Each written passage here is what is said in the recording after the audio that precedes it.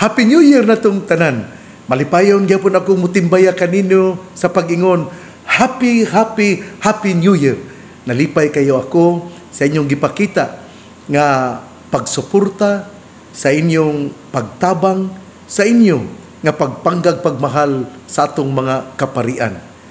Kada kakita nako nga kamo anaa sa simbahan, nga kamo nakig-istorya sa atong mga kaparian, nakig-istorya sa ato nga mga kamadrihan. Ako malipay kaayo. Busa kun nakamoy panahon ato gyud nga ato pod nga istoryahan ang atong mga kaparian. Tingali dili po tingali taas kaayo kay tingali og do na pa sila buhaton. Pero sa matag duol ninyo sa pare, sa matag duol ninyo sa kamadre, sa pagkikistorya ninyo kanila, ako isip amahan sa Archdiocese sa Osamis, malipayon kayo nga galantaw kaninyo. Salamat. Akong timbaya sa mga mag-uuma ug mga mananagat. Ako pong timbaya sa ato nga mga teachers, both in the public schools and also in the private schools. Labi na gayon ang apil sa Archdiocesan Commission on Education. Sa tanan nga mga principals, gikan didto sa pangdalaga ni Sir Dexter Obradas hangtod na didto sa Bonifacio ni Ma'am Nelly Umambak. Sa tanan nga mga principals, sa tanan nga mga school directors, atong dasigon ang ato nga mga estudyante tungod kay niadtong Enero 6 mauman ang pagsugod sa ato nga pag-eskwela sa Catholic schools dinhi sa Archdiocese sa Osamis. Ang mga parochial schools gasugod niadtong Lunes ang dinhi sa Archdiocese sa Osamis. Busa mga teachers, mga principals, dasigon ko kamo nga magmainiton kita atong ibalik ang atong kadasig nga mo giya sa ato nga mga kabatan-unan. Ako nalipay usab nga nakig-uban-uban, nakig-suroy-suroy sa ato nga mga kaparian, mga young clergy, mga 24 ka mga kaparian ang miuban kanako, misuroy kami didto sa Manila. Ang gasto niini diri kanako sa gipanghatag usab sa mga kaparian niadtong Disyembre sa mga misa de Gallo hangtod na sa Pasko. Ako kining gihatag gibalik usab sa ato nga mga batan-on nga mga kaparian, nganong mga batan-on tungod kay sila mga kining mauman ang atong umulon aron mupadayon. Wala ni magpasabot nga kining akong gi-reject ang ato nga mga atong mga hamtong mga kaparian. Apan ako sayod nga doon na po sila lain nga mga schedules. Busa nalipay kayo ang mga kaparian nga miuban kanako, misuroy-suroy. Niabot kami sa Manila niadtong Domingo, Enero 5, ug miadto kami sa Intramuros, sa Fort Santiago, ingon man usab sa Manila Cathedral. Dili gyud kato suroy-suroy lang, kundi anaa pod ang religious aspect aron makita sa itong mga kaparian ug ma-improve usab ang ilang tagsa-tagsa kasimbahan kung sila aasa ang angayan nga i-improve. Busa sa day 1 niadtong Enero 5, 2025, sa pag-abot na mo gikan sa Osamis to Manila sa mga alas 9, mihimo kami sa Pamahaw, unya nisuroy kami ngadto sa Intramuros, o among nakita ang Walled City. Gipakita nako kanila ang Walled City kay ang uban wala pa magkasuroy. Unya didto kami sa CBCP, didto pud kami sa Fort Santiago, o nisulod pud kami sa Manila Cathedral. Naniudto kami o sa mga 1:30 didto kami sa National Museum, o human sa National Museum mi adto na usab kami sa pagpanihapon sa usa ka lugar din mihimo kami sa among panihapon og Ipadayon kami, nangadto kami sa among hotel, sa Kingsford Hotel, dool sa MOA. Usbon ko ha, ang kwarta nga gifts sa mga kaparian diri kanako, ako usab nga gihatag, giuli kanila, pinaagi sa suroy-suroy sa Manila.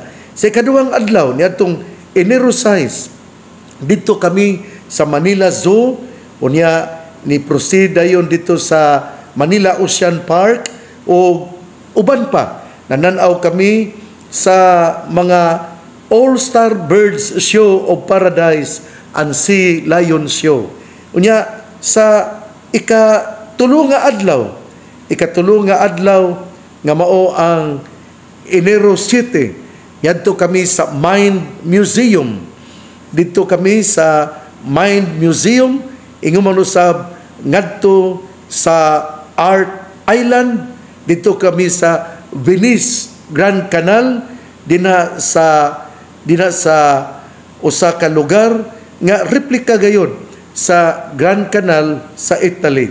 O human ni nangaon kami o nangadtupod kami sa Tagaytay niadtong Enero 8. Enero 8, miadto kami sa Tagaytay dito sa Fantasy World, dito sa kining Tagaytay Picnic Grove, dito sa Twin Lakes Shopping Village, o mitapos kami dito sa Enchanted Kingdom.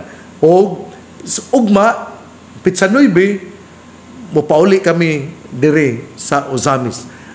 Akong usbon, dili kini kwarta sa Archdiocese, ang akong kaugalingong kwarta nga mga gifts diri kanako, ako sab nga giuli sa mga kaparian aron sila malipay, ma-widen ilang horizon, o makakita sila unsaon aron ma-improve ang ilang tagsa-tagsa kasimbahan.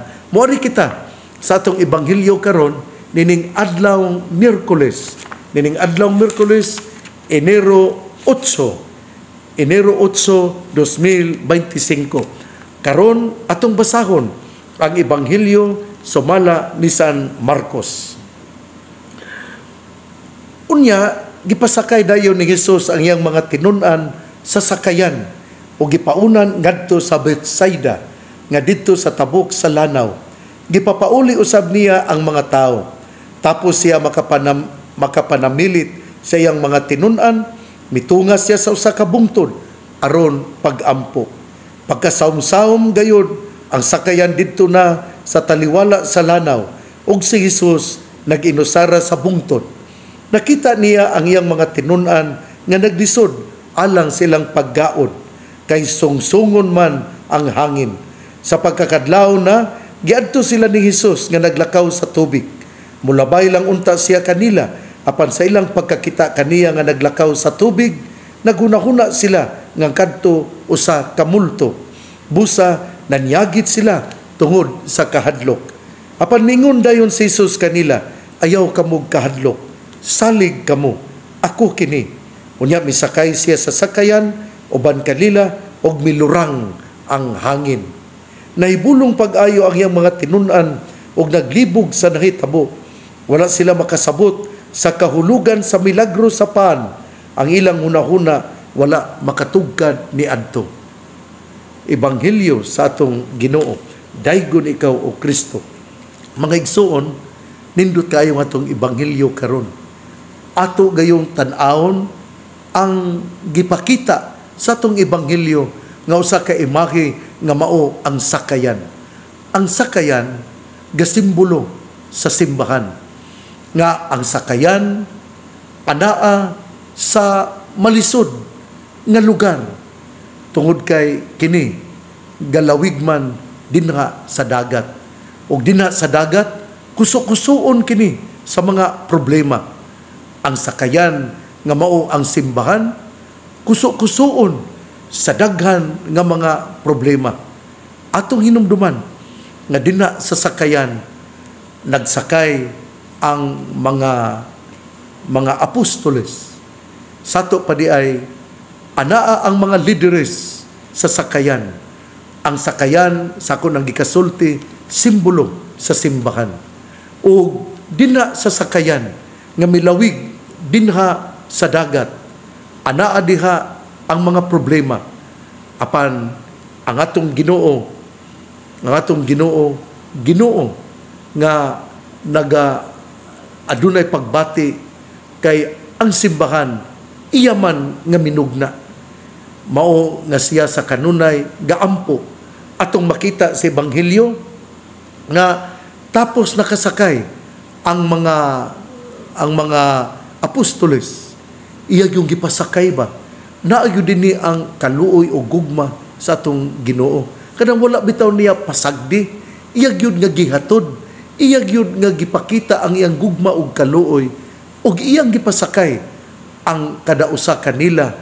Ug unya sadyang nakasakay na sila, mitungas ang atong Ginoo sa bungtod aron pag-ampo. Dinhi atong makita nga ang atong Ginoo gaampo gayon sa simbahan, gaampo gayon sa mga apostoles, gaampo gayon alang sa katawhan. Ang simbahan dili gayon talikdan sa atong Ginoo. Sanglit ang simbahan, mauman ang iyang gimugna aron maoy mupahigayon sa kaluwasan dinhi sa kalibutan. Mao man kini ang pagpakita nga si Hesus nahigugma gayud kanato. Mao man bitaw nga sa dihang ang mga apostoles nahadlok tungod kay si Hesus miadto man kanila human siya nagampo, iyang giadto ang mga apostoles nga gasakay sa sakayan o ang mga apostoles nga nahadlok kaayo tungod sa makusog nga balod nga nagapakita sa mga problema sa kinabuhi. Apan giadto ni Hesus nga ganakaw sa dagat ug nangahadlok sila. Apan ang atong Ginoo miingon, ayaw kamo kahadlok, salig kamo, ako kini. Ginaingon na ang pulong, do not be afraid, ayaw kahadlok, ni tumaw sa Biblia 365 kahigayon. 365 times that the word do not be afraid appeared in the Bible. This would like to convey that the Lord every day is telling us not to be afraid, to trust Him in order that we will continue our journey towards the kingdom. 365 kahigayon diin ginahipatik ang pulong ayaw kahadlok, salig kamo kanako. Kini gapakita nga kada adlaw sa mga adunay 365 kaadlaw sa usa ka tuig, kini gapakita sa assurance that Jesus will never abandon us. He will be always with us to give us peace, to give us life. Siya gayon ang muhatag kanato kalinaw, siya gayon ang muhatag kanato og kinabuhi. Busa dasigon ko kamo nga atong isalig ang atong kinabuhi ngadto sa atong Ginoo. Usbon ko si Hesus maoy mipahigayon aron makasakay ang mga tinun-an sa sakayan. Ang sakayan simbolo sa simbahan. Unya ang simbahan milawig didto sa dagat nga gasimbolo usab sa mga mapintas nga hangin gikuso-kuso sa mga balod. Apan mitumaw ang atong Ginoo nga galakaw sa tubig, sa dagat, ug unya iyang giingnan, ayaw kahadlok, salig kamo kanako. Kini gapamatuod nga ang ato gayud nga sukaranan, ang ato gayud nga hatagan sa atong pagsalig, maura gayud ang Ginoo. Unya ang mga tinun-an nga nakakita sa milagro nahibulong pag-ayo ug unya sila naglibog sa maong hitabo. Usbon ko ha, kita maglibog lamang sa panghitabo kung dunay panagtigi ug dili kita makadawat sa mga panghitabo nga kini nahitabo tungod sa Ginoo. Kung ato gali nga interpretahon ang mga panghitabo nga adunay human dimension, unya dili kita makatakdo sa kining spiritual aspect sa panghitabo, dili yun kita makaangkon og kalinaw. Kada bitong ang mga apostoles naglipog man sila ngano man nga naglakaw man ang atong Ginoo dina sa dagat. Kinsa may makalakaw niini? Dagat man kini. Duna sila mga pangutana nga ilang gustong tubagon pinaagi sa human aspect. They want to solve the problem in the human way. Pero ang milagro iya sa Ginoo, ug ang Ginoo maoy mopahimutang sa tanan. Dunay kalibog kun ang imong kaugalingon nga panghuna-huna maoy imong ipatigbabaw. Pero kung imong isurrender ngadto sa Ginoo ug ikaw mo ila nga ang Ginoo maoy tuburan sa tanan, mawala imong kalibog ug anaa hinuon ang kalinaw sa imong kinabuhi. Usbon ko ang kalibog moabot kung gusto kita nga musulbad sa mga problema in a human way, pero adunay problema nga dili nato masabtan o kini masulbad lamang dinha sa pagtuo. Hinaot nga ang ato karong pamalandong niining adlaw Miyerkules, Enero 8, magdala gayud kanato padulong sa pagsalig sa tong Ginoo.